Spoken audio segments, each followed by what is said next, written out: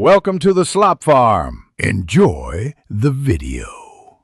You begin by minimizing variables, back up critical data, and confirm your Samsung model and Android version.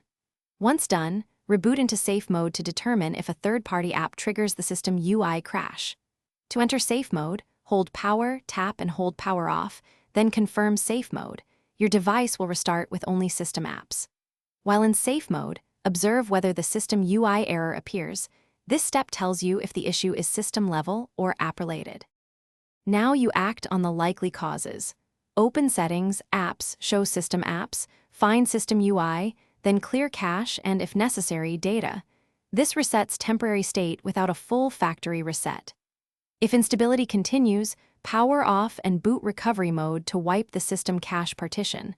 This removes corrupted temporary files. Make sure to uninstall recent apps or reverse recent app updates that coincide with the error, because conflicting overlays often break the system UI. Finish by updating the system. Check settings for Android and Samsung firmware updates and install them to get patched system UI components. If problems persist after updates and cache wipes, perform a factory reset only after confirming backups. This restores a clean system image. Make sure to reinstall essential apps first and test in safe mode.